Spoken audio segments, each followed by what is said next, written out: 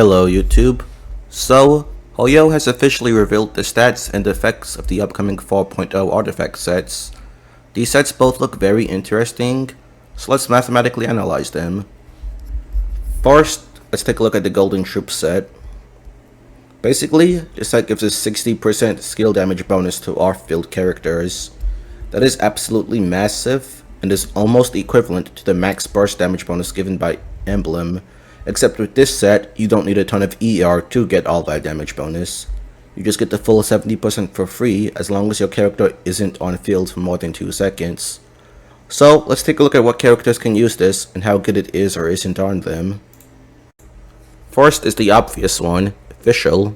So for fischl, a character without any buffs coming from other units, since that would be hard to account for with how different fischl teams can be from each other. But the increase should still be very similar, even with team buffs accounted for. I also used 2 full Oz durations for the calc, and gave her 26 aggravates across that time. With these assumptions, Golden Troop, or GT for short, is about a 14 to 15% increase over Gilded Dreams. The increase should still be very similar even without aggravates and AFRs involved, since all her damage is still skill damage regardless. Other set options like 4-piece TF, 4-piece TS, and 2-piece 2-piece options are also very similar to Gilded Dreams on aggravate fischl, so the increase should still be within the same range regardless of what set it's being compared to. In teams that use fischl, she is usually a good portion of the team's damage, and in aggravate teams a very significant portion. So in basically any team that has fischl, you should get a very noteworthy upgrade over using this set on her. Next, let's look at albedo. For my albedo calcs, I decided to do one with just him by himself, and then another with buffs from C6 Guru plus Georesonance Resistant Shred, but nothing else.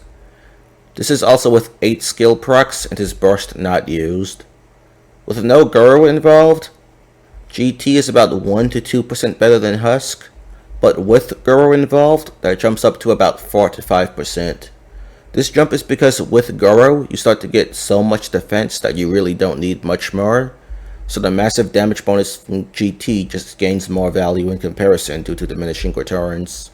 So, the set is basically always albedo's best set, just not by much. I also have calcs for Yai. With Yai, I calced using her burst every rotation. I was also going to compare with her burst every other rotation, but since GT ended up always being better even if you do burst every rotation, I decided that wasn't necessary. But it is about 1% better than Gilded Dreams if she is aggravating and bursting every rotation, and about 4% better than 2-piece 2-piece if she bursts every rotation in a team without aggravates. And the increase would naturally be bigger if you aren't bursting every rotation, so keep that in mind. Next up, we have faruzan. For a C6 faruzan, the set is a massive 23 to 24% increase to her personal damage. However, faruzan's personal damage isn't very high, so despite the large percentile increase, this is actually only gaining about 20k damage. So in most scenarios, you would be better off keeping her on tenacity for the team buff. However, you may have someone else on tenacity already. In that case, it can be worth using this set on her. For this example, I took the team of Wanderer, Bennett, Layla, faruzan. In this team, Layla can use tenacity, freeing up faruzan to use something else. If we use GT on her in this scenario, it results in about a 1% team DPS increase. So it is an increase, but the increase is so small that you may want to just use 2 HP on Layla to maximize her shield, and just keep faruzan on tenacity. Now the last character we have for this set is Nahida. For Nahida, I assumed you have someone else on deep words. If no one else is on deep words, keep your Nahida on it. That set is way too important to not have on your team. Since Nahida's damage can vary depending on how many, if any, spreads she is getting, I compared it at 0 spreads, 5 spreads, and 10 spreads, all of these with 10 total E procs. The set seems to range between 5 to 9% better than Gilded Dreams on Nahida, beating it by a good margin even with 10 spreads. So for Nahida's damage, as long as someone else is on deep words, the set is almost always going to be her highest damage set. The only time it shouldn't be is if you are using her on the field. The one thing to keep in mind though, is that if you aren't using Gilded Dreams on nahida, it will be harder to reach 1000 EM to maximize her buff. If you don't reach 1000 EM, you could find yourself ending up with overall less team damage despite getting higher personal damage on nahida. But you shouldn't lose out on too much of your EM buff, so it still shouldn't be far behind. As an example, take a look at this Sino calc. The team for this is Sino, Nahida, Xiao, Baizu. Because Danger Resonance is here, nahida could still hit 1000 EM quite easily. Using GT on her resulted in about a 1 to 2% team DPS increase over Gilded Dreams. But if Danger Resonance wasn't there, then it may have ended up being net neutral or a slight downgrade, so that is something to keep in mind. Alright, now that we have discussed Golden Troop, let's talk about the second set. I don't know how to pronounce it, and I will not try, so I'm just going to call it Hunter. The 2-piece gives 15% normal charge attack bonus, and the 4-piece will give 12% crit rate each time you gain or lose HP, stacking up to 3 times for a total of 36 crit rate. That is an incredible amount of stats, but I don't think it will count overhealing for the stacks. If it doesn't, that makes it hard to reliably use on most characters right now. There are, however, 2 characters that should be able to reliably use this set right now, so I will show you my math for them. So the obvious one is Xiao.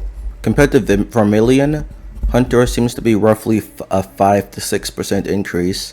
However, the issue is, Xiao is Sans with crit rate, and his weapon also has crit rate, so you will likely have a very hard time avoiding overcapping on crit rate with this set.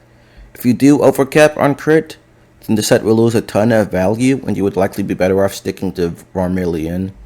Or, if you would overcap with this set and Jade Spear, you could just use a crit damage or attack percent weapon like Staff of Homa, Vortex Vanquisher, or Calamity Queller. Since you would have more room for crit rate substats with these weapons, they end up being very close to Jade Spear with Hunters and above Vermilion with Jade Spear. Now the other character I calculated this on is Dehya. Since she also has an HP drain effect to make this set reliable, this set is a slight upgrade over Emblem. However, Dehya already has the glow set. Her set already gives her 50% skill and burst damage bonus and 20% HP, which is more valuable than 36% crit rate, especially since she doesn't utilize the 2-piece of Hunter at all. But it isn't far behind, so it does make a good set option for her, regardless of not being the strongest option possible. Now those are the only 2 characters that can truly reliably use this set right now. There are some other niche ways you could make it more reliable, such as using Prototype Amber on Yanfei or Sucrose on the Hu Tao team. Prototype provides several instances of micro healing, and Hu Tao will always be able to get them thanks to her own HP drain. But I'm not so sure if making strange adjustments like this to your team is worth it just to use the set. With how niche this set is right now, I feel like it will be more useful once we are actually in Fontaine. Perhaps in the future, there will be a character that can make this set universally usable on anyone. Under the assumption that something like this could come in the future, I calculated this set on Yoimiya and compared it to SR. I just used Yoimiya as an example because she is a character that can utilize both the 2-piece and the 4-piece.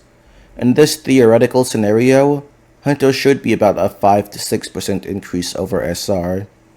So with that example in mind, if we did get something in the future to make this set more universal, then I think we could expect it to be a lot of characters' new best set.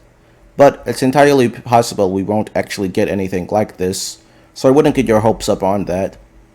But yeah, that's all I wanted to talk about today. If you liked today's video, please be sure to give a like and subscribe if you haven't already. And please also leave a comment letting me know your thoughts. Thanks. Bye.